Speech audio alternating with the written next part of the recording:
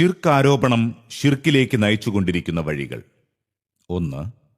അള്ളാഹുവിനു മാത്രം കഴിയുന്ന കാര്യങ്ങൾ അവനല്ലാത്തവർക്ക് വകവച്ചു നൽകി എന്ന് പറയാവുന്ന വിധം ചിലരുടെ വാദങ്ങൾ മാറിമറിഞ്ഞു. അഭൗതിക കഴിവ് അള്ളാഹുവിനു മാത്രമാണെന്നും സൃഷ്ടികൾക്കാർക്കും അഭൗതിക കഴിവുകളില്ലെന്നും നാം ആവർത്തിച്ചു പഠിപ്പിച്ചു. എന്നാൽ ഈ അടിസ്ഥാന ആശയം തിരുത്തപ്പെട്ടു. KM മൗലവി, കുഞ്ഞീദു മദനി, K ഉമർ മൗലവി, AP അബ്ദുൽ ഖാദർ മൗലവി തുടങ്ങി നമ്മുടെ പഴയകാല നേതാക്കൾ പ്രമാണങ്ങളുടെ വെളിച്ചത്തിൽ പഠിപ്പിച്ച ആശയധാര ചിലർ കൈയൊഴിഞ്ഞു. 2007 ഫെബ്രുവരി വിചിന്തനം വ്യക്തമായി പറഞ്ഞ ഈ ആശയം പൊടുന്നനെ 2013 ഫെബ്രുവരിയിൽ തിരുത്തപ്പെട്ടു. ജിന്ന് ഭൗതികമല്ല, അഭൗതികം തന്നെ. എന്താണ് ഈ ആശയമാറ്റത്തിന്റെ കാരണം? അബ്ദുൽ ജബ്ബാർ മൗലവിക്കെതിരെ ശിർക്ക് ആരോപണം നടത്തണമെങ്കിൽ ജിന്നും മലക്കും അഭൗതികമായേ പറ്റൂ. ആ ശിർക്ക് ആരോപണം വഴി മാത്രമേ ശാന്തമായ പ്രബോധന രംഗം പ്രശ്നകലുഷിതമാക്കാൻ കഴിയൂ. ചർച്ച ഇത്തരം ചില സങ്കീർണതകളിൽ കുടുക്കിയിട്ട് ശ്രദ്ധ തിരിച്ചാലേ ചിലരുടെ മുഖം രക്ഷിക്കാനും സാധിക്കൂ. അതെ, ചെയ്തു തീർത്ത പാപക്കറ മറച്ചുവെക്കാൻ അട്ടിമറി നടത്തിയത് തൗഹീദിലായിരുന്നു. ഇതുതന്നെയാണ് 2002 സ്വയം രക്ഷയ്ക്ക് വേണ്ടി മടവൂർ വിഭാഗവും ചെയ്തത്. 2002 മടവൂർ വിഭാഗം ശിർക്കാരോപണം നടത്താൻ സൗകര്യപ്പെടും വിധം അഭൗതിക കഴിവിനെക്കുറിച്ച ഒരു പുതിയ വാദഗതി അവതരിപ്പിച്ചു.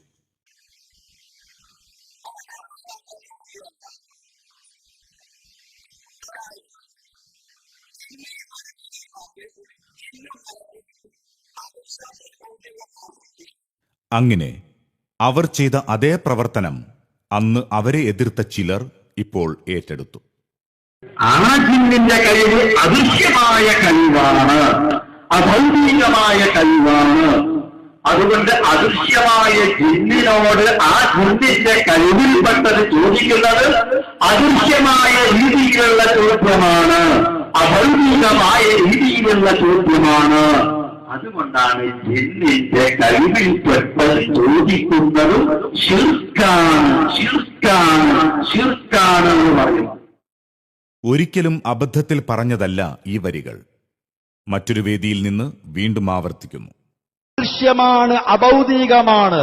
ആ ജിന്നിന്റെ കഴിവും അദൃശ്യമാണ്, അഭൗതികമാണ്. ആ ജിന്നിൽ നിന്ന് നാം പ്രതീക്ഷിക്കുന്ന സഹായമോ ഞാൻ ഇവിടെയുള്ള ഒരാളോട് ചോദിക്കുന്ന പോലെ, നിങ്ങൾ എന്നോട് പ്രതീക്ഷിക്കുന്ന പോലെയുള്ള സഹായമാണോ? അല്ല. അദൃശ്യമായ മാർഗത്തിലാണ് പ്രതീക്ഷിക്കുന്നത്, അഭൗതികമായ മാർഗത്തിലാണ് പ്രതീക്ഷിക്കുന്നത്.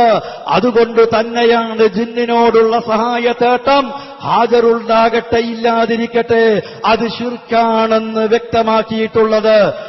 എന്നാൽ ജിന്ന്, മലക്ക് എന്നിവയുടെ കഴിവ് സംബന്ധിച്ച് മടവൂർ വിഭാഗത്തിനും സമസ്തയ്ക്കും അന്ന് നാം നൽകിയ മറുപടി കേൾക്കുക. ഒയ്ബിയായതിനൊക്കെ സഹായിക്കാൻ സൃഷ്ടികൾക്കാർക്കും സാധ്യല്ല, അള്ളാഹുവിന് മാത്രമേ കഴിയൂ. കാര്യകാരണ ബന്ധങ്ങൾക്ക് അതീതമായി സഹായിക്കാൻ അള്ളാഹുവിന് മാത്രമേ കഴിയൂ. ജിന്ന് കാര്യകാരണ ബന്ധങ്ങൾക്ക് അതീതമായി ആരെയും സഹായിക്കില്ല, ആരെയും ഉപദ്രവിക്കില്ല. ജിന്ന് ഒയ്ബിയായി ആരെയും സഹായിക്കില്ല, ആരെയും ഉപദ്രവിക്കില്ല. അല്ല, കഴിവില്ല. ജിന്ന് എന്ത് ചെയ്താലും എന്ത് പ്രവർത്തിച്ചാലും അത് അഭൗതികല്ല, ഒയ്ബല്ല. കണ്ണിൽ കൊണ്ട് നമുക്ക് കാണാൻ കഴിയില്ല. അതൊക്കെ ഭൗതികമാണ്, ഭൗതികമായ പ്രവർത്തനങ്ങളാണ്. പഴയകാല പണ്ഡിതരുടെ പുസ്തകങ്ങൾ ഉയർത്തിക്കാട്ടി അന്ന് മടവൂർ വിഭാഗത്തെ ആശയപരമായി നാം നേരിട്ടു. പണ്ടേ ഇവർ ചോദിക്കാണ്ട് ചോദ്യം എന്ത്? യാ ഇബാദല്ലാ എന്നില്ലേ മറിയ ഹാജറ ബീവി. ആ ഹാജറ ബീവി ഇതാ ആ സഭയുടെയും മറുവയിൽ ഇടപെടപ്പെട്ടപ്പോ ജിബ്രീൽ അവിടെ വന്ന് നിന്നപ്പോ ഐസ് ഐസ് എന്ന് ചോദിച്ചില്ലേ? ഐസ് ഐസ് എന്ന് ചോദിച്ചില്ലേ? അന്ന് മുതൽ മുജാഹിദിൽ മറുപടി പറയാം. വീണ്ടും ഇവർ ചോദിക്കും, സുലൈമാൻ നബിയുടെ മുന്നിൽ ജിന്നുകൾ ഉണ്ടായിരുന്നില്ലേ? സുലൈമാൻ നബി ചോദിച്ചില്ലേ അവരോട്, അയ്യുക്കും ആരാണ് അർസിങ് കൊണ്ടുവരിക എന്ന് ചോദിച്ചില്ലേ? ഇവര് പണ്ടേ ചോദിക്കണേ. അന്ന് മുതൽ മുജാഹിദിൽ മറുപടി വരുന്നുണ്ട്. എത്രയോ വർഷങ്ങൾക്ക് മുമ്പ് മാത്രല്ല, അന്ന് ശബാബിൽ ഒന്നൊരു ചോദ്യമുണ്ട്, ഇതേ ചോദ്യം തന്നെ. 1983 ആ കാലയളവ് 90 ഇടയിലുള്ള കാലയളവിൽ ശബാബിൽ വന്ന ചോദ്യം. ആ ചോദ്യോത്തരം തൗഹീദ് പ്രാർത്ഥന, തൗഹീദ് ചോദ്യങ്ങൾക്ക് മറുപടി എന്ന യുവത പ്രസിദ്ധീകരിക്കുന്ന പുസ്തകം ഇപ്പോഴും വിൽക്കുന്നുണ്ട്. നിങ്ങൾക്ക് വാങ്ങാൻ കിട്ടുന്ന പുസ്തകം നിങ്ങൾ വായിച്ചു നോക്കുക, അവിടെയുണ്ട് ഇത്. ഈ വാചകം കേട്ടോളൂ. ജിന്നുകൾ അള്ളാഹുവിന്റെ അടിമകളാണ്. ഖുറാഫിയുടെ ചോദ്യത്തിന് മറുപടി പറയാ. ജിന്നുകൾ അള്ളാഹുവിന്റെ അടിമകളാണ്. അവരുടെ അസ്തിത്വത്തെയോ കഴിവുകളെയോ സംബന്ധിച്ച് വിശദ വിവരങ്ങൾ ഖുർആനിലോ പ്രാമാണികമായ ഹദീസിലോ ഇല്ല. സുലൈമാൻ നബി അലൈഹിസ്സലാത്തു വസ്സലാം ജിന്നുകളെ കൊണ്ട് ജോലി ചെയ്യിപ്പിച്ചിരുന്നു.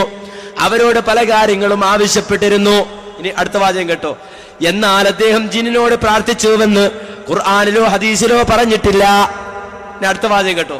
അതുപോലെ വിജന പ്രദേശത്ത് ഉണ്ടായേക്കാൻ ഇടയുള്ള ജിന്നുകളും മലക്കുകളും ഉൾപ്പെടെയുള്ള സൃഷ്ടികളോട് അവർക്ക് കഴിവ് നൽകപ്പെട്ട വിഷയത്തിൽ സഹായം ആവശ്യപ്പെട്ടാൽ അതും പ്രാർത്ഥനയാണെന്ന് പറയാവുന്നതല്ല. ഇത് ശബാബിനും കൃത്യമായി മുമ്പെഴുതിയതാ. ആ ചോദ്യോത്തരം തന്നെ യുവത പ്രസിദ്ധീകരിക്കുന്ന പ്രാർത്ഥന തൗഹീദ് ചോദ്യങ്ങൾക്ക് മറുപടി ഇന്നും ബുക്ക് സ്റ്റാളിൽ ചെന്നാൽ കിട്ടും. അതിൽ വരെ മുജാഹിദുകൾ കൃത്യമായി പറഞ്ഞു പഠിപ്പിച്ച ആശയം ഇത്. പണ്ടേക്ക് പണ്ട് മുജാഹിദുകൾ പറഞ്ഞ് വിശദീകരിച്ചു കൊടുത്ത ഇവരുടെ ചോദ്യത്തിന് മറുപടി പറഞ്ഞ ആശയ. എന്നാൽ ചില ആളുകള് ഇപ്പൊ തെറ്റിദ്ധരിപ്പിക്കാതെ വിചാരിച്ച് കൊണ്ടുവന്നതാ. ആ ബൂതി വേണ്ട മക്കളെ എന്നാണ് അതിനെ സംബന്ധിച്ച് പറയാനുള്ളത്. ഇത് നാം പണ്ടേ പറഞ്ഞതാണത്രേ. അപ്പോൾ ആശയമാറ്റം വന്നതാർക്കാണ്? താങ്കൾ വിലയിരുത്തുക. മാത്രവുമല്ല, ജിന്നിന് അഭൗതിക മാർഗത്തിൽ സഹായിക്കാൻ കഴിയുമെന്ന് മുജാഹിദുകൾ പറയുന്നു എന്ന പ്രചാരണം വ്യാജ ആരോപണമാണ് എന്നാണ് വർഷങ്ങൾക്ക് മുമ്പ് മടവൂർ വിഭാഗത്തിന് മറുപടി പറയവേ KNM തന്നെ വ്യക്തമാക്കിയത്. അമാനി മൗലവിയുടെ ജിന്ന് ഷെയ്ത്വാൻ എന്ന പുസ്തകത്തിന്റെ ആമുഖത്തിലെ ചില വരികൾ കാണുക. ഇസ്ലാഹി പ്രസ്ഥാനത്തിൽ നിന്ന് ഇടക്കാലത്ത് ആദർശ വ്യതിയാനം കാരണത്താൽ പുറത്തു പോയവർ പല തരത്തിലുള്ള കുപ്രചരണങ്ങൾ പ്രസ്ഥാനത്തിനെതിരിൽ ഉന്നയിച്ചു നോക്കിയെങ്കിലും അതൊന്നും ഫലിക്കാതെ അവർ നിരാശരാവുകയായിരുന്നു. ജിന്ന് പിശാച് വിഷയങ്ങളുടെ പേരിൽ ദുഷ്പ്രചരണം നടത്താനുള്ള ശ്രമം ഒന്നിലധികം തവണ നടത്തിയെങ്കിലും അതിലും നിരാശരാകേണ്ടി വന്ന വിഘടിതർ പെരിന്തൽമണ്ണയിലെ ഒരു CD പ്രസാധകരുടെ അവർ പിൻവലിച്ച ഒരു CDയിലെ ചില പരാമർശങ്ങളും ഒരു ഡോക്ടറുടെ പ്രഭാഷണത്തിലെ ചില ഭാഗങ്ങളും അടർത്തിയെടുത്തുകൊണ്ട് അതാണ് KNMന്റെ വാദം എന്ന് വരുത്തി തീർക്കാനുള്ള ഹീനമായ ശ്രമമാണ് നടത്തിക്കൊണ്ടിരിക്കുന്നത്. തന്നെയുമല്ല, ജിന്ന് പിശാചുകൾക്ക് അദൃശ്യജ്ഞാനമുണ്ടെന്നും അഭൗതിക മാർഗത്തിലൂടെ നമ്മെ സഹായിക്കാൻ കഴിയുമെന്നും അതിനാൽ അവരോട് സഹായം ആവശ്യപ്പെട്ടുകൊണ്ട് വിളിച്ചു പ്രാർത്ഥിക്കാമെന്നുമാണ് KNMകാരുടെ വാദമെന്നും കേരളക്കരയിൽ നിന്ന് ഇസ്ലാഹി പ്രസ്ഥാനം തുടച്ചുമാറ്റിയ ഈ അന്ധവിശ്വാസങ്ങൾ വീണ്ടും ഇറക്കുമതി ചെയ്തുകൊണ്ട് ശിർക്ക് പ്രചരിപ്പിക്കുകയാണ് KNM ചെയ്യുന്നത് എന്നുമുള്ള അടിസ്ഥാനരഹിതമായ ദുരാരോപണമാണ് ഇവർ ഉന്നയിച്ചുകൊണ്ടിരിക്കുന്നത്. സുബ്ഹാനക ഹാദാ ബുഹ്താനുൻ അലീം. അതെ, ജിന്നിന് അഭൗതിക മാർഗത്തിലൂടെ നമ്മെ സഹായിക്കാൻ കഴിയുമെന്ന് നമ്മൾ വിശ്വസിക്കുന്നു എന്നത് ദുരാരോപണമാണ് എന്ന് അന്ന് വ്യക്തമാക്കിയ അതേ നേതാക്കളിൽ ചിലർ ഇന്ന് ജിന്ന് അഭൗതിക മാർഗത്തിലൂടെ സഹായിക്കും എന്ന് പഠിപ്പിക്കുന്നു. ആർക്കാണ് പിഴച്ചത്? ചിന്തിക്കുക. ആരോപണം ശിർക്കിലേക്ക് നയിച്ചുകൊണ്ടിരിക്കുന്ന വഴികൾ. 2. അല്ലാഹു അല്ലാത്തവർ അഭൗതിക മാർഗത്തിൽ സഹായിക്കും അല്ലെങ്കിൽ ഉപദ്രവിക്കും എന്ന് വിശ്വസിച്ചാൽ ഷിർക്കല്ല. പ്രാർത്ഥന നടത്തിയാൽ മാത്രമേ ഷിർക്കാകൂ എന്ന നൂതനവാദവും ഇപ്പോൾ ഇവർ പ്രചരിപ്പിക്കുന്നു. ഈ വാദം വഴി മൂവാറ്റുപുഴ സംവാദത്തിൽ മുജാഹിദുകൾക്കെതിരിൽ ഷിർക്ക് ആരോപിച്ചവർ സ്വയം ഷിർക്കിൽ വീഴുന്നതാണ് നാം കണ്ടത്. അഹ്സനി തന്നെ വിശദീകരിക്കുന്നു. അപ്പൊ നമ്മൾ കായക്കൊടിയോട് ചോദിച്ചു, അല്ല കായക്കൊടി, ജിന്നിന്റെ സഹായം തേടിയാ കാഫിറാവുന്നല്ലേ നിന്റെ വാദം? അങ്ങനെയാണെങ്കിൽ സിഹിർ ഫലിക്കുമെന്ന് വിശ്വസിച്ചാൽ നീ മുശ്രിക്കാവൂലേ? സിഹിർ ഫലിക്കുന്ന ആളും പറയുന്നുണ്ട്. ആ ചോദ്യം ഒന്ന് കേട്ടോ, ആകെ മുശ്രിക്കാ, ശിർക്ക് തൊഴിലാളി. മാറ്റുപോയി ചോദ്യം നിൽക്ക്, വല്ലാത്തൊരു ശിർക്കന്നെ പേരെ ശിർക്കിട്ടും. ചോദ്യത്തിലേക്ക് വരുന്ന ഉപ്പെന്തായി എന്നറിയോ? ജബ്ബാർ മൗലവി ഔട്ട്, പിന്നെ ആരാ ഔട്ടായത്? സക്കരിയ സലാഹി ഔട്ട്, പിന്നെ ആരാ ഔട്ടായത്? മിസ്റ്റർ ബാലുശ്ശേരി. ഇവരൊക്കെ ഔട്ടായി. പോരാത്തതിന് ആരും ഔട്ടായി? നമ്മുടെ ഷൗക്കാൻ, പിന്നെ ഞങ്ങളുടെ നേതാവായ നബവി ഇമാം. ഇതൊക്കെ മുശ്രിക്കാക്കി നിങ്ങൾ തള്ളിക്കളഞ്ഞ അവസാനം അല്ലാഹു അല്ലാത്തവർക്ക് അഭൗതികമായ കഴിവുണ്ട് എന്ന് വിശ്വസിച്ചുകൊണ്ടാണല്ലോ ശിർക്ക് ഫലിക്കുമെന്ന് വിശ്വസിക്കുന്നത്. അതോടെ നിങ്ങൾ മുശ്രിക്കായി. നിങ്ങളെ വാദം അനുസരിച്ച് ഞങ്ങൾ പറഞ്ഞതല്ല, നിങ്ങളെ വാദം അനുസരിച്ച്. അപ്പൊ അതുകൊണ്ട് ചോദ്യം, അവസാനത്തെ ചോദ്യമാണ്, ഒരു അല്ലാഹു അല്ലാത്ത വേറൊരാൾക്ക് അഭൗതിക കഴിവുണ്ട് നമ്മൾ വിശ്വസിച്ചു, തേടിയിട്ടില്ല, എന്നാൽ അത് ശിർക്കാണോ? അല്ലേ? ശിർക്കാണെങ്കിൽ സിഹർ ഫലിക്കുമെന്ന് വിശ്വസിച്ചാൽ ശിർക്കാവും. സിഹർ ചെയ്താൽ ശിർക്കാണെന്നുള്ള ചർച്ച വേറെ, അത് വേറെ. സിഹർ ഫലിക്കുമെന്ന് വിശ്വസിക്കുമ്പോ അയാൾക്കൊരു അഭൗതിക കഴിവുണ്ട് എന്ന് വരുന്നു. കാരണം അയാൾ മറിഞ്ഞ വഴിക്ക് സഹായം തരാനും ഉപദ്രവിക്കാനും കഴിവുള്ള ആളാണ് നമ്മൾ വിശ്വസിക്കൽ വരുന്നു. ഇത് പിന്നെ ഞങ്ങളെ തെളിവ് പറഞ്ഞിരാൻ എനിക്ക് ഇയാൾക്ക് ഏതാ അവസരം തന്നെ. വിഷയം മനസ്സിലായോ? നമ്മൾ വിശ്വസിക്കാണെന്ന് ഒരു സാഹിർ സീറയുന്നാണ്, അയാൾ സീർ ചെയ്താൽ ഫലിക്കും എന്ന് നമ്മൾ വിശ്വസിച്ചു. സീറയാണെന്ന് പോയിട്ടില്ല, എന്നാ തന്നെ കാഫിറാവുന്ന. കാരണം എന്താ? സിഹിർ എന്ന് പറഞ്ഞ ശൈത്താനി ജിന്നിനെ ഉപയോഗിച്ച് ചെയ്യുന്ന പണിയാണ്. അത് ഫലിക്കുമെന്ന് വിശ്വസിക്കുമ്പോ അഭൗതിക മാർഗത്തിൽ വിശ്വാസം വന്നു. അപ്പൊ കായക്കൂടെ എന്താ പറഞ്ഞു കേട്ടോ? മറുപടി, വിശ്വസിച്ചാ ശിർക്കാവൂല, തേടിയാലേ ശിർക്കാവൂ. എന്താ ഞങ്ങൾ പറഞ്ഞത്? സിഹിർ ചെയ്യുന്ന ആൾ അയാൾ ജിന്നിനോട് സഹായം തേടുന്നു, അത് ശിർക്കാണ്, അത് ശിർക്കാണ്. ആ ജിന്നിനെ അയാൾ ഉപയോഗപ്പെടുത്തുന്നുവെങ്കിൽ ആ ജിന്നിനെ അയാൾ ഉപയോഗപ്പെടുത്തുന്നു, അത് ഉപയോഗപ്പെടുത്തി ആ ജിന്ന് ഏതെങ്കിലും തരത്തിൽ ജിന്നിന്റെ കഴിവിൽപ്പെട്ട ഉപദ്രവങ്ങൾ അയാൾ അനുസരിച്ച് ചെയ്യും എന്ന് വിശ്വസിക്കുന്ന ശിർക്കല്ല. അതാണ് ഞങ്ങളോട് നേരത്തെ മലക്കൾ ഉദാഹരണം പറഞ്ഞത്. ഖുർആൻ പറഞ്ഞു, ഖുർആൻ പറഞ്ഞു. ഇപ്പൊ ഞാൻ പറഞ്ഞപ്പോഴാ തക്ബീർ ഓർമ്മയത്. ഖുർആൻ പറഞ്ഞു മലക്കുകൾ ഇസ്തിഗ്ഫാർ നടത്തും. അഭൗതിക മാർഗത്തിൽ അല്ലാഹുവല്ലാത്തവർ സഹായിക്കും, ഉപദ്രവിക്കും എന്ന് വിശ്വസിച്ചാൽ ഷിർക്കല്ല. പ്രാർത്ഥിച്ചാലേ ഷിർക്കാകൂ എന്ന വാദം എന്തുമാത്രം അപകടകരമാണ്. ജിന്ന് എന്ന വാക്കിന് പകരം മമ്പുറം തങ്ങൾ എന്ന് മാറ്റി വായിക്കുമ്പോഴാണ് ഇവിടെ സംഭവിച്ച വമ്പിച്ച അബദ്ധത്തിന്റെ ആഴം നമുക്ക് മനസ്സിലാവുക. ഹനീഫ് കായക്കൊടിയുടെ വിശദീകരണം അനുസരിച്ച് ഇപ്പോൾ ഇവർക്ക് ഷിർക്കാവുന്നത് മമ്പുറം തങ്ങളെ രക്ഷിക്കണേ എന്ന പ്രാർത്ഥന മാത്രമാണ്. മമ്പുറം തങ്ങൾ എന്നെ രക്ഷിക്കും, ഉപദ്രവിക്കും എന്ന് വിശ്വസിച്ചാൽ അത് ഷിർക്കാവില്ലത്രേ. അപ്പോൾ ഒരു വാഹനം അപകടത്തിൽപ്പെട്ടു. ഒരാൾ മമ്പുറം തങ്ങളെ രക്ഷിക്കണേ എന്ന് പ്രാർത്ഥിച്ചു. മറ്റൊരാൾ പ്രാർത്ഥനാവാചകം ഉച്ചരിച്ചില്ല, എന്നാൽ എന്നെ അദ്ദേഹം രക്ഷിക്കുമെന്ന് വിശ്വസിച്ചു. ഹനീഫ് കായക്കൊടിയുടെ വാദപ്രകാരം ഷിർക്കാവുന്നത് പ്രാർത്ഥന മാത്രമാണ്. എങ്കിൽ ഇവിടെ തകർന്നു വീഴുന്നത് തൗഹീദാണ്. കാലഘട്ടങ്ങളായി പഠിപ്പിക്കപ്പെട്ട തൗഹീദ്. സുഹൃത്തെ, അതുതന്നെയാണ് രണ്ടു വിഭാഗവും തമ്മിലുള്ള വ്യത്യാസവും. ഷിർക്കാരോപണം വിതച്ചവർ കൊയ്യുന്നത് ഷിർക്ക് തന്നെ. നാഥൻ നേർവഴി കാണിക്കട്ടെ. ഷിർക്കാരോപണം ഷിർക്കിലേക്ക് നയിച്ചുകൊണ്ടിരിക്കുന്ന വഴികൾ 3. അഭൗതിക മാർഗത്തിലൂടെ അല്ലാഹുവല്ലാത്തവർ സഹായിക്കുകയോ ഉപദ്രവിക്കുകയോ ഇല്ല എന്ന വിശ്വാസം ഇപ്പോൾ തിരുത്തപ്പെട്ടു.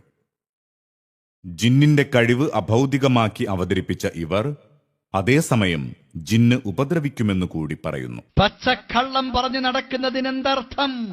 ഉണ്ടെങ്കിൽ കൊണ്ടുവാ, ഈ പണി നിർത്തിയിട്ട് ഞാൻ എന്റെ പൊരി പോയിരിക്കാം. പൊതുരംഗത്ത് നിങ്ങൾ എന്നെ കാണില്ല.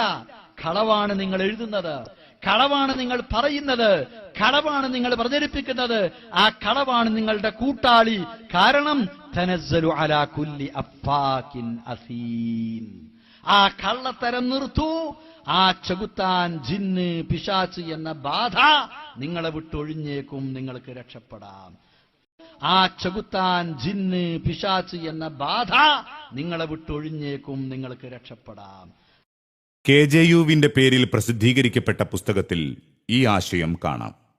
പിശാചിന്റെ ഉപദ്രവങ്ങൾ കേവലം തോന്നലുകൾ മാത്രമാണെന്ന് തെറ്റിദ്ധരിച്ചവരോ അപ്രകാരം തെറ്റിദ്ധരിപ്പിക്കുന്നവരോ ഇന്ന് സമൂഹത്തിലുണ്ട്. എന്നാൽ ഭൗതികമായി തന്നെ പൈശാചിക ഉപദ്രവങ്ങളുടെ പ്രതിഫലനങ്ങൾ ഉണ്ടാകുമെന്നാണ് ഖുർആനും ഹദീസും നമ്മെ പഠിപ്പിച്ചിട്ടുള്ളത്. വസ്വാസ് എന്നാൽ കേവലം ചില തോന്നലുകളാണെന്ന വാദം ശരിയല്ല. വീണ്ടും കാണാം, പിശാച് മനുഷ്യനിലുണ്ടാക്കുന്ന ഭൗതികമായ പ്രതിഫലനങ്ങളെക്കുറിച്ച് ഖുർആനും സുന്നത്തും നമ്മെ പഠിപ്പിക്കുന്നുണ്ട്. എന്നാൽ സമൂഹത്തിലെ ഒരു വിഭാഗം ഇതിനെ നിഷേധിക്കുമ്പോൾ മറുവിഭാഗം എല്ലാ രോഗങ്ങളുടെയും മാനസിക പ്രശ്നങ്ങളുടെയും പിന്നിൽ ജിന്നിനെ കണ്ടെത്താൻ ശ്രമിക്കുകയാണ് ചെയ്യുന്നത്. യഥാർത്ഥത്തിൽ ഈ രണ്ടു നിലപാടുകൾക്കും മധ്യേയാണ് നാം അംഗീകരിക്കുന്ന പ്രമാണങ്ങൾ നിലകൊള്ളുന്നത്. വിശുദ്ധ ഖുർആനിന്റെയും തിരുസുന്നത്തിന്റെയും അധ്യാപനങ്ങളും അവയുടെ അടിസ്ഥാനത്തിലുള്ള അഹ്ലുസുന്നയുടെ വീക്ഷണങ്ങളും ജിന്ന് മനുഷ്യ ശരീരത്തിൽ ഭൗതികമായ സ്വാധീനങ്ങൾ ചെലുത്തുമെന്ന് പഠിപ്പിക്കുന്നു. കേവല ബുദ്ധിയുടെ പേരിൽ ഈ വസ്തുതകളെ നിഷേധിക്കുന്ന പ്രവണത അംഗീകരിക്കാൻ കഴിയുന്നതല്ല. എന്നാൽ അഭൗതിക ഉപദ്രവം അല്ലാഹുവല്ലാത്തവർ ചെയ്യുമെന്ന് വിശ്വസിച്ചാൽ തന്നെ ഷിർക്കാണ് എന്നാണ് നാം പഠിപ്പിക്കപ്പെട്ടത്. PK മൂസ മൗലവിയുടെ ഈ വരികൾ നോക്കുക. അപ്പോൾ അഭൗതികമായ മാർഗത്തിലൂടെ സൃഷ്ടികൾക്ക് ഗുണമോ ദോഷമോ വരുത്തി തീർക്കുവാൻ ആർക്കെങ്കിലും ഏതെങ്കിലും വിധേന സാധിക്കുമെന്ന് വിചാരിച്ചു കഴിഞ്ഞാൽ ആ വിചാരവും ആ വിശ്വാസവും പ്രവൃത്തികളും തൗഹീദിനെതിരായി ഭവിക്കുന്നു, അല്ലെങ്കിൽ ഷിർക്കായിത്തീരുന്നു. ഷിർക്കാണെങ്കിൽ മഹാപാപവും. എങ്കിൽ അഭൗതിക കഴിവുള്ള ജിന്ന് നടത്തുന്ന ഉപദ്രവവും അഭൗതിക ഉപദ്രവമാവില്ലേ?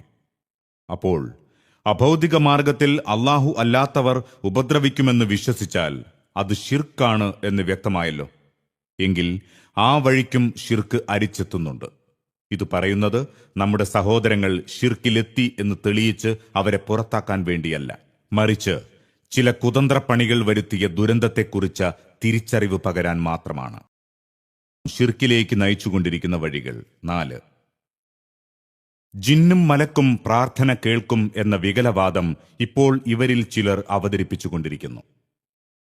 അന്ന് ഉയർന്ന ചോദ്യം ഇപ്രകാരമായിരുന്നു. എന്റെ പേര് ഫൈസൽ, സ്ഥലം ചേലാമ്പ്രാണ്.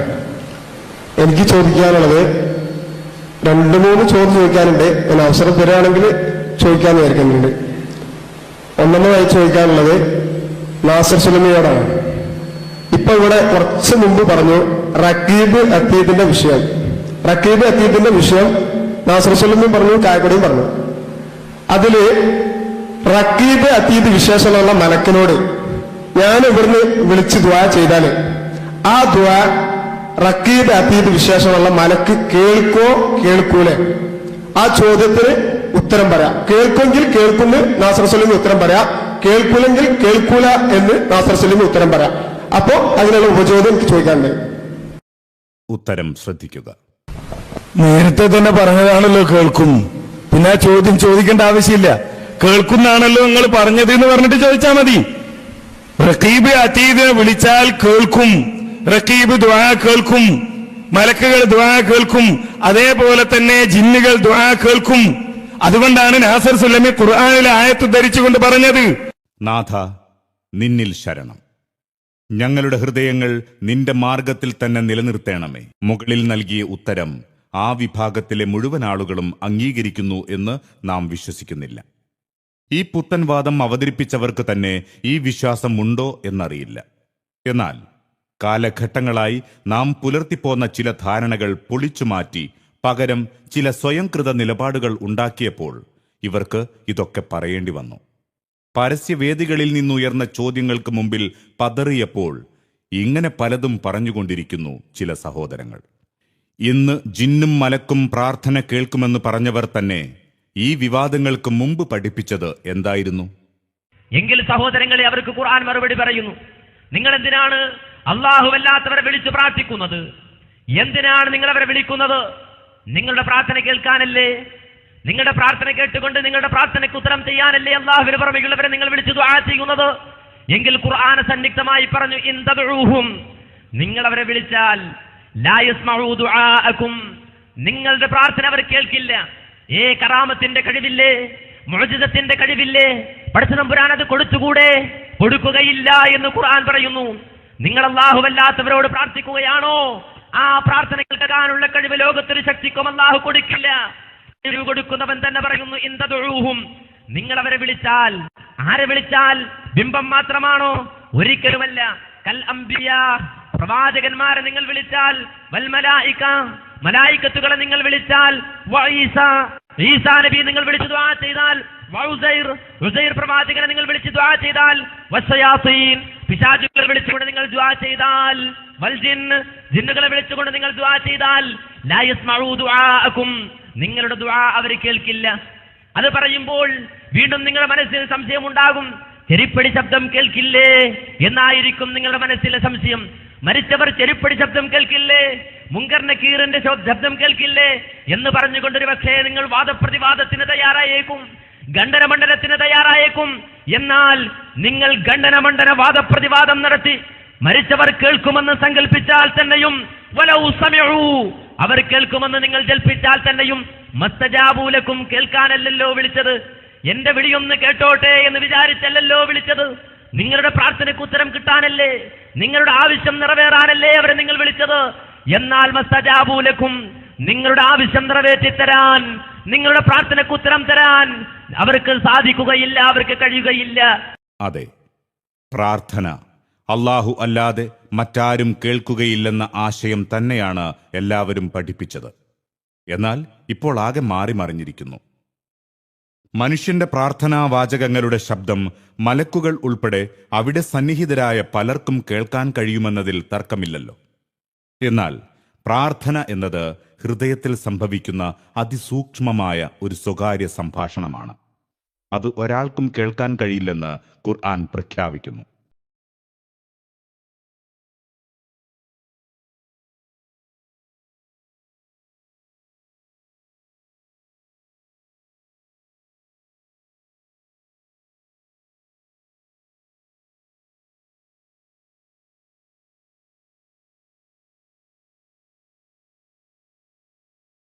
നിങ്ങൾ അവരോട് പ്രാർത്ഥിക്കുന്ന പക്ഷം അവർ നിങ്ങളുടെ പ്രാർത്ഥന കേൾക്കുകയില്ല.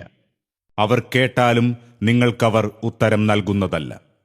ഉയിർത്തെഴുന്നേൽപ്പിന്റെ നാളിലാകട്ടെ നിങ്ങൾ അവരെ പങ്കാളികളാക്കിയതിനെ അവർ നിഷേധിക്കുന്നതുമാണ്. സൂക്ഷ്മജ്ഞാനമുള്ളവനെപ്പോലെ നിനക്ക് വിവരം തരാൻ ആരുമില്ല. മനുഷ്യരെ, നിങ്ങൾ അല്ലാഹുവിന്റെ ആശ്രിതന്മാരാകുന്നു. അല്ലാഹുവാകട്ടെ സ്വയം പര്യാപ്തനും സ്തുത്യർഹനുമാകുന്നു.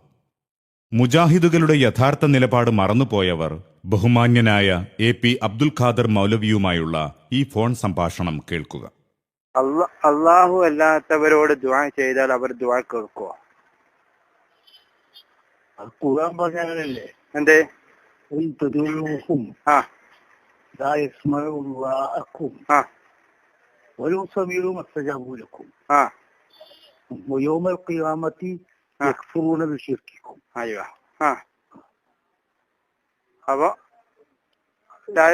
അപ്പൊ അവർ ദുആ കേൾക്കൂലെന്ന് കേൾക്കൂല.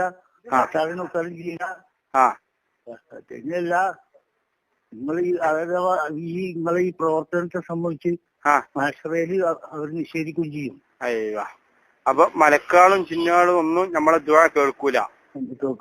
കേൾക്കൂല ഈ മലക്കാളും ജിന്നാളും ദുആ കേൾക്കുന്ന തന്നെ ഓരിപ്പോ ഗാന്ധപുരം വിഭാഗത്തോടൊപ്പം ആയല്ലേ? അതിനേക്കാളും മോശമായി. അദ്ദേഹം തുടരുന്നു. പ്രാർത്ഥന അല്ലാഹു അല്ലാത്തൊരു കേൾക്കുമെന്ന് പറയുന്ന ഒരു അവസ്ഥയിൽ വരെ നമ്മൾ എത്തിയ മൂലം ഉള്ളത് തന്നെയാണോ? അംഗീകരിക്കട്ടോ ഇല്ലല്ലോ. അത് നമ്മൾ അംഗീകരിക്കട്ടോ ഇല്ല. എന്നാലും നമ്മളെ നേതൃത്വത്തിലുള്ള ആൾക്കാരെന്ന് അങ്ങനെ പറയുന്ന ഒരു അവസ്ഥ ഉണ്ടാവും. പിന്നെ എന്താണ് ആ നേതൃത്വത്തിന്റെ ആ വാദം ഒഴിവാക്കി കഴിയുന്ന ആരെയും നമ്മൾ രീതിയുണ്ടല്ലോ. അല്ല, അതാ വിഷയം. അതായത് വിഷമത നമ്മള് സാധാരണക്കാരായ ആൾക്കാർ പണ്ഡിതന്മാര് പറയുന്നല്ലേ.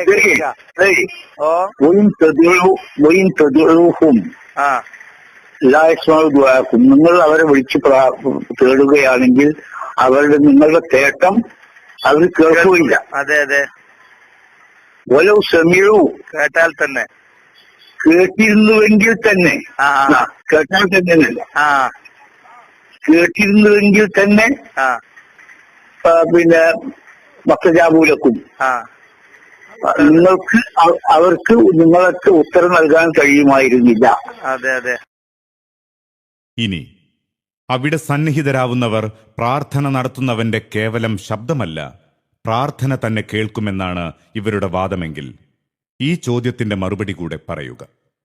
ചോദ്യമിതാണ്: ഒരു ഊമ മാതാ അമൃതാനന്ദമയിയുടെ മുന്നിൽ പോയി താണു വണങ്ങി നിൽക്കുന്നു. സംസാരശേഷിയില്ലാത്തതിനാൽ അയാൾ ഹൃദയം കൊണ്ട് പലതും അമ്മയുടെ മുന്നിൽ സമർപ്പിച്ചു. ശേഷം ഈ വ്യക്തി അവിടെ നിന്ന് പിൻവാങ്ങി. ഇവിടെ പ്രാർത്ഥനയും ആരാധനയും അതുവഴി ശിർക്കും സംഭവിച്ചു. അല്ലാഹുവല്ലാത്തവർ പ്രാർത്ഥന കേൾക്കുമെങ്കിൽ ഇവിടെ നടന്ന ഈ പ്രാർത്ഥന അമ്മ കേൾക്കുമോ? മാത്രമല്ല, ഒരു ഭക്തൻ അമ്മേ എന്റെ ദാരിദ്ര്യം നീക്കണേ എന്ന് അമ്മയോട് പറഞ്ഞു. അങ്ങനെ അമ്മ അയാൾക്ക് ഒരു വലിയ സംഖ്യ നൽകിയെന്ന് കരുതുക. അപ്പോൾ അയാൾ നടത്തിയ പ്രാർത്ഥന കേൾക്കുകയും അങ്ങനെ അമ്മ ഉത്തരം ചെയ്യുകയും ചെയ്തു എന്നാണോ? സ്വയംകൃതമായി സൃഷ്ടിച്ച ഈ വാദം തെളിയിക്കാൻ ആദരണീയനായ ഫൈസൽ മൗലവിയെ പ്രതി ചേർക്കാനാണ് ഇവർ ശ്രമിക്കുന്നത്. പറഞ്ഞു കുടുങ്ങിയ വാദത്തിന് തെളിവ് ചോദിച്ചപ്പോൾ ഉത്തരം മുട്ടിയ ഈ നൂതന വാദക്കാർ ഇവിടെ സമർത്ഥമായ ഒരു സൂത്രം പ്രയോഗിച്ചു. മലക്കിനെ വിളിച്ചാൽ ഷെയ്ത്വാൻ പ്രത്യക്ഷപ്പെടുമെന്ന് ഫൈസൽ മൗലവി പറഞ്ഞത് ഷെയ്ത്വാൻ പ്രാർത്ഥന കേൾക്കും എന്നാക്കി മാറ്റി. ഫൈസൽ മൗലവിയുടെ വാക്കുകൾ കേൾക്കുക. മലക്കിനെ വിളിച്ചവർക്ക് ശൈത്താനാ പ്രത്യക്ഷപ്പെടുക, വിളിച്ചവർക്ക് ശൈത്താനാ പ്രത്യക്ഷപ്പെടുക, മലക്കിനെ വിളിച്ചവർക്ക് ശൈത്താനാ പ്രത്യക്ഷപ്പെടുക.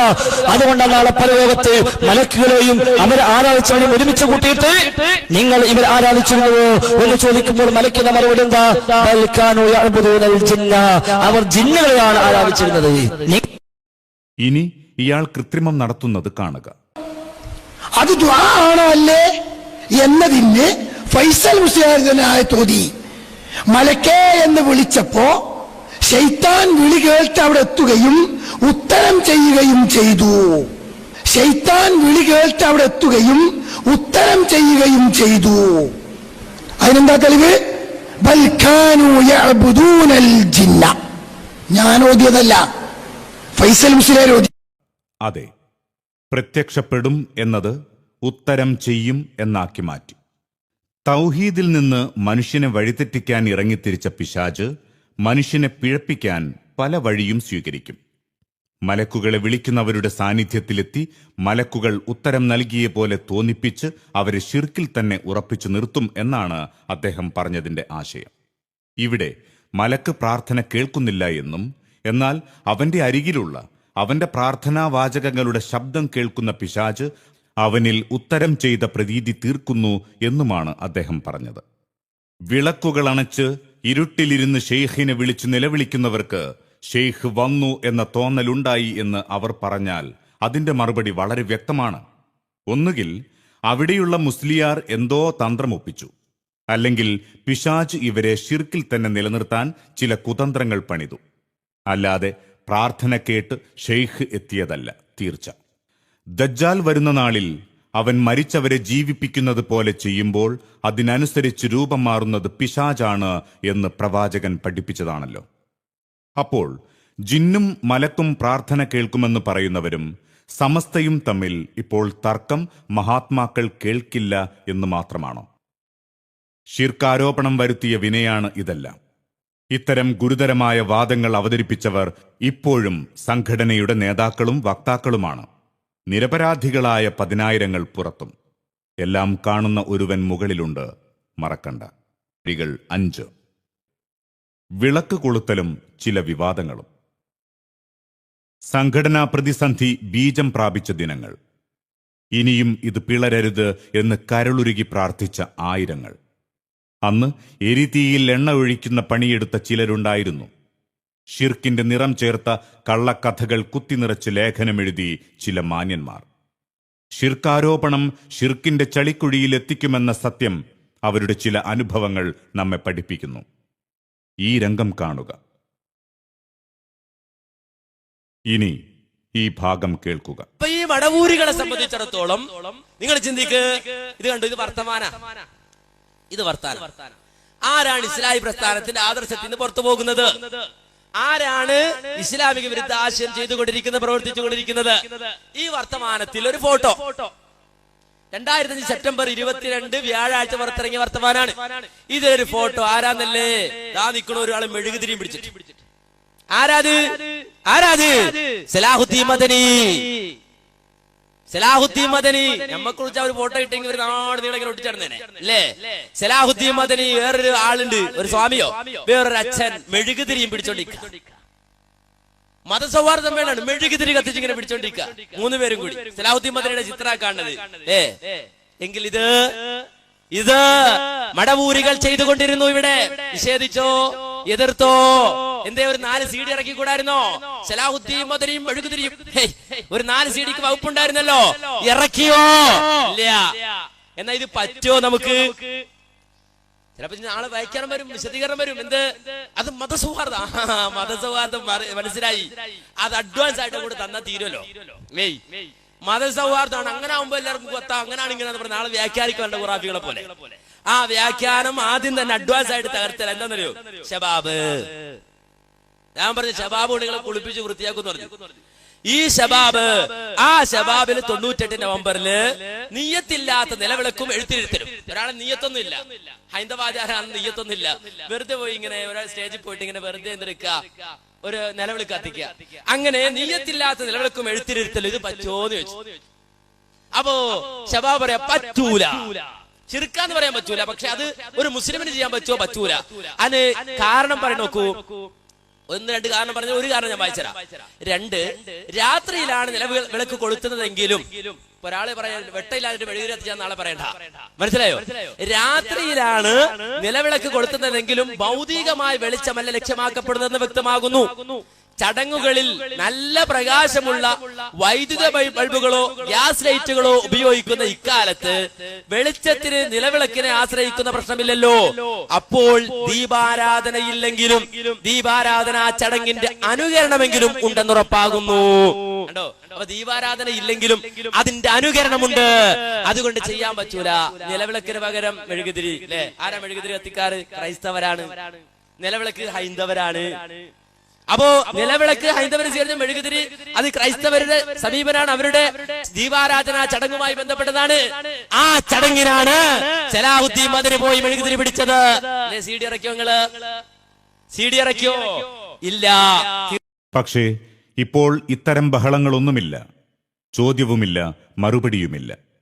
അപ്പോൾ എല്ലാവിധ നന്മകളിൽ നിന്നുമാണോ നമ്മുടെ സഹോദരൻ തൗബ ചെയ്തത്? കക്ഷിത്വം സത്യസന്ധതയുടെ അന്തകനാണ്, മറക്കരുത്. ഇദ്ദേഹം തിരുത്തിയെന്നാണ് ഇപ്പോൾ പറയുന്നത്. വിചിന്തനത്തിൽ നിരന്തരം നിരവധി പേജുകൾ എഴുതിയ ഈ വ്യക്തി എന്തുകൊണ്ട് ഈ ഗുരുതരമായ പിഴവ് തിരുത്താൻ അതേ വിചിന്തനത്തിൽ ഒരു വരി പോലും എഴുതിക്കണ്ടില്ല? സംഘടനയുടെ ഉന്നത സ്ഥാനത്ത് അവരോധിക്കപ്പെട്ട ഇദ്ദേഹം ചെയ്ത തെറ്റ് എന്തുകൊണ്ട് തുറന്ന് എതിർക്കപ്പെട്ടില്ല? എന്നാൽ സോഷ്യൽ മീഡിയ വഴി അദ്ദേഹത്തിന്റെ ചില എഴുതി വായനകൾ വന്നു. പക്ഷേ അതിലും ആയിരങ്ങൾക്കെതിരിൽ ശിർക്കാരോപണം നടത്താൻ അദ്ദേഹം മറന്നില്ല.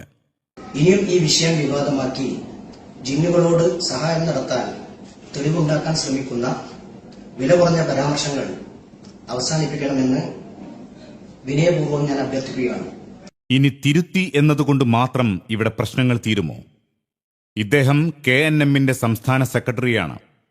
ആദരണീയനായ കരുവള്ളി മുഹമ്മദ് മൗലവിയെ എക്സിക്യൂട്ടീവിൽ നിന്ന് മാറ്റി നിർത്തി പകരം ചേർക്കപ്പെട്ട വ്യക്തി. ഇത്തരം ഒരു വീഴ്ച ഇയാളിൽ നിന്ന് ഉണ്ടായിട്ട് തെറ്റ് തിരുത്താൻ നേതാക്കൾ എന്തു ചെയ്തു? സംഘടന ഇയാളുടെ കാര്യത്തിൽ എന്ത് നടപടിയെടുത്തു? ആരായിരുന്നു അന്വേഷണ കമ്മീഷൻ? കണ്ടെത്തലുകൾ എന്തായിരുന്നു? ഈ ചോദ്യങ്ങളുടെ തൃപ്തികരമായ ഉത്തരം ലഭിക്കും വരെ ഈ നസീഹത്ത് തുടരും. തീർച്ച ിലേക്ക് നയിച്ചുകൊണ്ടിരിക്കുന്ന വഴികൾ 6. പിഴവ് തൗഹീദിന്റെ പ്രതിജ്ഞയിലും.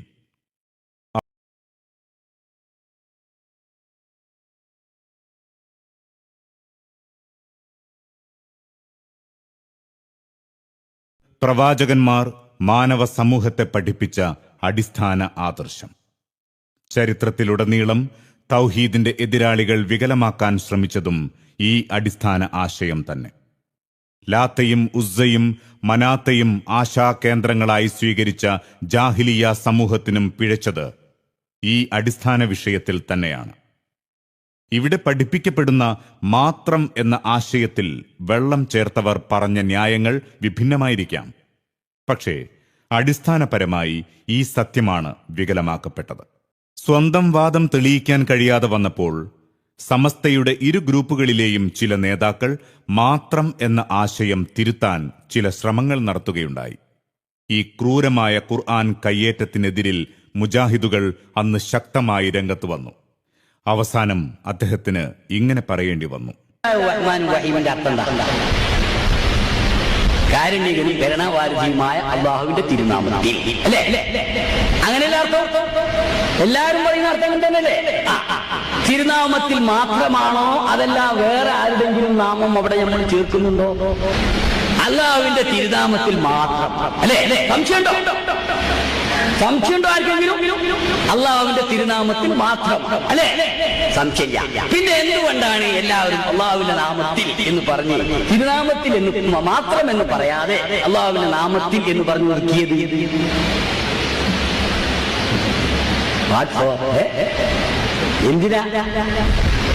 എന്തിനാ അങ്ങനെ ചെയ്തത്? അപ്പൊ പദാർത്ഥത്തിൽ മാത്രം യഥാർത്ഥത്തിൽ മാത്രം ഉണ്ട്. അത് തന്നെ ഇയ്യാക്കനാവുന്നുണ്ട്. പദാർത്ഥത്തിൽ നിന്നെ മാത്രം എന്നില്ല, യഥാർത്ഥത്തിൽ നിന്നെ മാത്രം ഉണ്ട്. എന്നാൽ അന്ന് ഏതൊരു വചനത്തിൽ സമസ്തക്കാർ കൃത്രിമം നടത്തിയോ അതേ ആശയത്തിൽ ഇന്ന് കൃത്രിമം കാണിക്കുന്നത് ആരെന്ന് ശ്രദ്ധിക്കുക.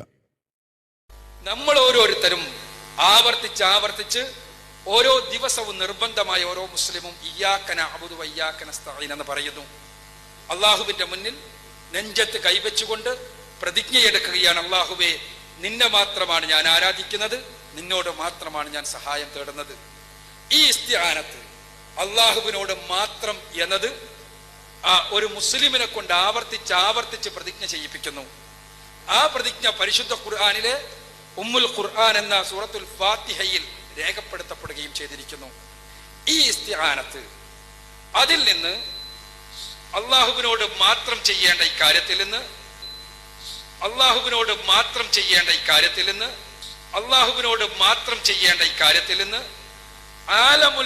ആലമു ഷഹാദയിൽ അഥവാ ദൃശ്യലോകത്തെ നമ്മൾ കാണുന്ന മനുഷ്യരെ അതിൽ നിന്ന് ഒഴിവാക്കിയിരിക്കുന്നു. അതെ, ഈ വചനത്തിൽ പറഞ്ഞ സഹായത്തേട്ടം മനുഷ്യർ പരസ്പരമാകാമെന്നാണ് പുതിയ വാദം. ഇവിടെ ഖുർആൻ പഠിപ്പിക്കുന്ന ഇസ്തിആനത്ത് അഥവാ സഹായത്തേട്ടം ഇബാദത്ത് അഥവാ ആരാധന എന്ന നിലയ്ക്ക് തന്നെ പഠിപ്പിക്കപ്പെട്ടതാണ്. ഇത് മനുഷ്യർ പരസ്പരം ചെയ്താൽ ശിർക്കാവുന്ന സഹായത്തേട്ടവുമാണ്. അഥവാ ഈ വചനത്തിൽ പറഞ്ഞ നിന്നെ മാത്രം ആരാധിക്കുന്നു എന്നത് ഒരാൾ അല്ലാഹു അല്ലാത്തവർക്ക് നൽകിയാൽ എന്താണോ സംഭവിക്കുക അതുതന്നെയാണ് നിന്നോട് മാത്രം സഹായം തേടുന്നു എന്നതിലെ സഹായത്തേട്ടം അല്ലാഹു അല്ലാത്തവർക്ക് നൽകിയാലും സംഭവിക്കുക. നൂതനമായി അവതരിപ്പിക്കപ്പെട്ട ഈ വാദം ഒന്നുകൂടി കേൾക്കുക. ഈ ഇസ്തിആനത്ത് അതിൽ നിന്ന് അള്ളാഹുവിനോട് മാത്രം ചെയ്യേണ്ട ഇക്കാര്യത്തിൽ നിന്ന് ആലമു ഷഹാദയിൽ അഥവാ ദൃശ്യലോകത്തെ നമ്മൾ കാണുന്ന മനുഷ്യരെ അതിൽ നിന്ന് ഒഴിവാക്കിയിരിക്കുന്നു. ഇവിടെ അള്ളാഹുവിന് മാത്രം അവകാശപ്പെട്ട എന്ന് അദ്ദേഹം വ്യക്തമായി പറയുന്നു. അതെ, അറിയാതെ പറഞ്ഞതല്ല എന്നർത്ഥം. എന്നിട്ട് തന്റെ തെറ്റായ വാദം തെളിയിക്കാൻ അദ്ദേഹം മറ്റൊരു ഖുർആൻ വചനം ദുർവ്യാഖ്യാനം നടത്തുക കൂടി ചെയ്യുന്നു. എങ്ങനെ മനസ്സിലായി? പരിശുദ്ധ ഖുർആനിൽ നിന്ന് ഇവിടെ സൂചിപ്പിക്കപ്പെടുകയുണ്ടായി, തആവനു അനിൽ ബിർരി വത്തഖ്വ വലാ തആവനു അനിൽ ഉദ്വി നന്മയുടെ കാര്യത്തിൽ നിങ്ങൾ പരസ്പരം സഹകരിക്കുക എന്ന വചനത്തിൽ നിന്ന്. അവിടെ നിങ്ങൾ മനുഷ്യർ തമ്മിലുള്ള സഹകരണത്തെ കൃത്യമായി മാറ്റി നിർത്തി അല്ലാഹു സുബ്ഹാനഹു വ തആല അതാർക്കും അറിയാവുന്നതാണ്.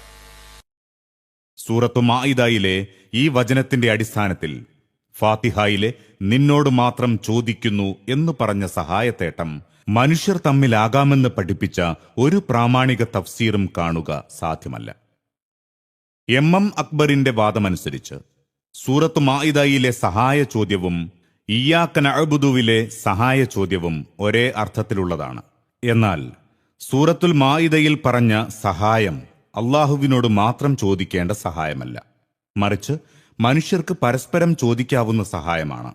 ഒരു വേള ഈ ആയത്തിൽ പറഞ്ഞ ചില സഹായം അള്ളാഹുവിനോട് ചോദിച്ചാൽ ചിലപ്പോൾ അത് റബ്ബിനെ പരിഹസിക്കലുമാകാം. ഉദാഹരണം, അള്ളാഹുവേ എനിക്കൊരു ഗ്ലാസ് ചായ ഉണ്ടാക്കിക്കൊണ്ടുവന്ന് തരൂ എന്ന് പറഞ്ഞാൽ അത് പരിഹാസം തന്നെയാണല്ലോ. ഇവിടെ മുജാഹിദുകൾ ശിർക്കിലാണ് എന്ന് പറയാൻ ഇസ്ലാമിക വിശ്വാസ സംഹിതയുടെ അടിത്തറകൾ ഇളക്കുക വഴി എത്തിപ്പെട്ട അവസ്ഥ അതീവ ഗുരുതരമാണ്. ഈ ബഹുമാന്യ വ്യക്തിയുടെ നൂതന വാദപ്രകാരം ഒരാൾ മാതാ അമൃതാനന്ദമയിയുടെ മുന്നിൽ ചെന്ന് അമ്മേ എന്നെ സഹായിക്കണമേ, ഒരു കുട്ടിയെ തരണേ എന്ന് പറഞ്ഞാൽ അത് ശിർക്കാവില്ല. കാരണം അമ്മയും മനുഷ്യനാണ്, ചോദ്യകർത്താവും മനുഷ്യനാണ്. അള്ളാഹുവിനോട് മാത്രമുള്ള ഈ ചോദ്യം മനുഷ്യർ തമ്മിലാകാമെന്നാണല്ലോ ഇദ്ദേഹത്തിന്റെ വാദം. ഈ ഇസ്തിആനത്ത് അതിൽ നിന്ന് അള്ളാഹുവിനോട് മാത്രം ചെയ്യേണ്ട ഇക്കാര്യത്തിൽ നിന്ന് ആലമു ഷഹാദയിൽ അഥവാ ദൃശ്യലോകത്തെ നമ്മൾ കാണുന്ന മനുഷ്യരെ അതിൽ നിന്ന് ഒഴിവാക്കിയിരിക്കുന്നു. എങ്ങനെ മനസ്സിലായി? പരിശുദ്ധ ഖുർആനിൽ നിന്ന് ഇവിടെ സൂചിപ്പിക്കപ്പെടുകയുണ്ടായി. നോക്കൂ, എന്തൊരു ഗുരുതരമായ ശിർക്കൻ വിശ്വാസത്തിലേക്കാണ് ശിർക്ക് ആരോപകരുടെ വാദം എത്തിച്ചേരുന്നത്. കാരണം സൂറത്തുൽ ഫാത്തിഹയിൽ പഠിപ്പിക്കപ്പെട്ട സഹായത്തേട്ടം മനുഷ്യർ തമ്മിൽ നടത്താമെന്നാണല്ലോ ഈ നൂതനവാദത്തിന്റെ ഇതിവൃത്തം. ഈ സഹായത്തേട്ടം അള്ളാഹുവിന് മാത്രം എന്ന് പറഞ്ഞതിന്റെ പേരിൽ പീഡനമുറകളും ഊരുവിലക്കുകളും അനുഭവിച്ച ഒരു ജനതയുടെ പിൻതലമുറ എത്തിയ ചതിക്കുഴി എന്തുമാത്രം ഭീകരമാണ്. സുഹൃത്തെ, യുഗാന്തരങ്ങളിൽ മാറ്റൊലിക്കൊണ്ട തൗഹീദിന്റെ ഈ മന്ത്രധ്വനികൾ വരെ തിരുത്തുന്ന ദുരന്തമാണ് ഈ വിവാദം നമുക്ക് നൽകുന്ന ഏറ്റവും വലിയ നഷ്ടം. മാരകമായ ഈ ശിർക്കൻ വാദം അക്ബർ സാഹിബിന്റെ ഒരു ലഘുലേഖ വഴിയാണ് പുറത്തുവരുന്നത്. ഉടനെ ഇതിന്റെ അപകടം വിശദീകരിച്ച് ഷമീർ മദീനി ലേഖനമെഴുതി. പക്ഷേ ഒരു പ്രതികരണവും ഉണ്ടായില്ല. എന്നാൽ പിന്നീട് കാണുന്നത് ഈ ആശയം ഉൾക്കൊള്ളുന്ന അദ്ദേഹത്തിന്റെ പ്രഭാഷണം തന്നെ പുറത്തുവിടുന്നതാണ്. 2002 വിവാദകാലത്ത് വിശ്വാസം 1-ാം വാള്യത്തിൽ തനിക്ക് പറ്റിയ തെറ്റ് സ്വന്തം കൈപ്പടയിൽ കത്തെഴുതി തിരുത്തിയ MM അക്ബർ ഈ ഗുരുതരമായ വീഴ്ച ഈ നിമിഷം വരെ തിരുത്തിയിട്ടില്ല. മാത്രവുമല്ല, ഒരു പരസ്യവേദിയിൽ ഈ വിഷയം ചോദ്യമായി വന്നപ്പോൾ 14 മിനിറ്റ് നീളുന്ന തന്റെ പ്രഭാഷണത്തിൽ എന്തെല്ലാമോ പറഞ്ഞു തീർത്തു. അവിടെയും എനിക്ക് പിഴവ് പറ്റിയെന്ന് അദ്ദേഹം പറഞ്ഞില്ല. മാത്രവുമല്ല, ഇതേ പ്രഭാഷണത്തിൽ മുജാഹിദുകൾക്കെതിരിൽ ശിർക്ക് ആരോപണം നടത്തുക കൂടി ചെയ്തു ഈ മാന്യദേഹം.